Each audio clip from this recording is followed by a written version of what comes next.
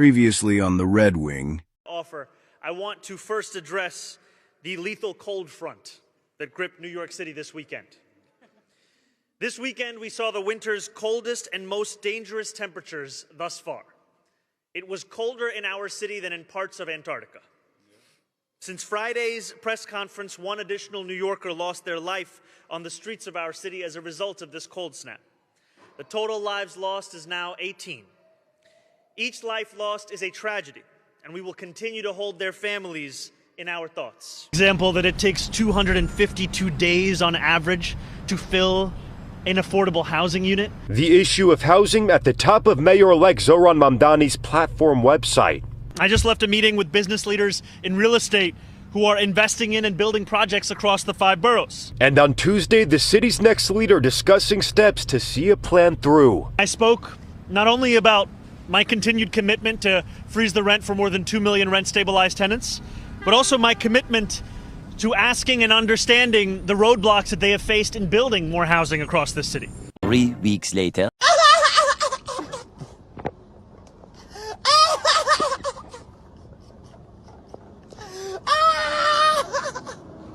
Tin Cup Day, where the mayor on an annual basis goes up to Albany to testify, to tell state lawmakers what he needs, especially as it pertains to the budget, though other things come up. And the mayor says the city still needs billions of dollars worth of help. The thing is, that number is $5 billion less than he said just 2 weeks ago. We have lowered that $12 billion gap to $7 billion. Mayor Zohran Mamdani led off his Albany testimony by saying thanks to better than expected Wall Street returns and savings, the city's budget deficit does not look quite as bad as he first thought. But he's still asking for more money from the state, saying the city gives more than it gets. He also pledged to find $1 billion in efficiencies in city government, but continues to be light on details. He did suggest at one point he could save money by hiring more people, including more tax auditors. There are certain positions that by leaving vacant have actually cost the city more money than it's saved. I have 2 questions. First of all, I want to talk to you about the deaths that happened because of the cold. We previously were able to get information from the NYPD. Now it's only coming from City Hall. I'm wondering why the policy change. My second question has to do with the budget. I know that you want to have Albany pass these tax hikes on corporations and on the wealthy, but if they refuse to do it, given the fact that it's an election year and the governor said she doesn't want to do it, will you have no other choice but to raise the only tax you can raise, which is the property tax? So I am encouraged by the conversations we've been having, not only with the governor, but also with legislative leaders in Albany. And these are conversations about putting the city back on firm financial footing. When I was standing here in this room weeks ago announcing the fact that our conclusions were coming to the same level of assessment, at the very least, as the previous city controller, the current city controller, and the current state controller, we also said that we would then be updating those assessments as we got more information about Wall Street bonuses, as we got more information about the economic forecast, and as we also took savings measures of our own.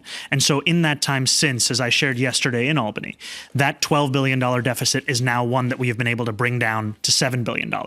And that's in part because of the revenues, the Wall Street bonuses, also an aggressive savings plan and a use of in-year reserves. I am encouraged by the conversations we're having with Albany about how we can bridge that $7 billion gap for these next 2 fiscal years. Would you have to raise property taxes? I'm encouraged by where we are, and I'll tell you that I think that the most straightforward ways of dealing with this are structural measures, whether it be the taxation of the wealthiest New Yorkers, increasing taxes on the most profitable corporations, as well as by ending the drain, the relationship between the city and the state. Now, guess who's in the news again for all the wrong reasons? That's right, it's our old friend, Socialist Democrat Mayor of New York, Zohran Mamdani. He committed a cardinal sin, becoming the first city mayor in nearly 100 years and possibly ever to skip the installation of the new local archbishop, a tradition that's gone back to at least 1939.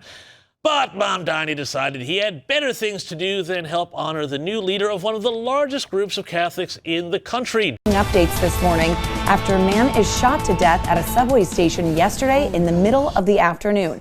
News 12's Brittany Cadet joining us now live from the scene at 170th Street Station.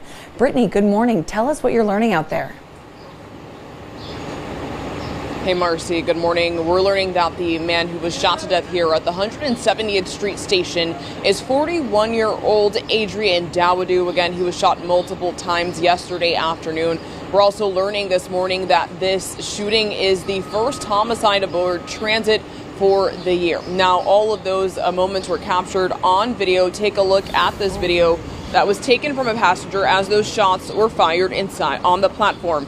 Dawodu was on the left side of your screen, laying on the ground while the gunman runs away.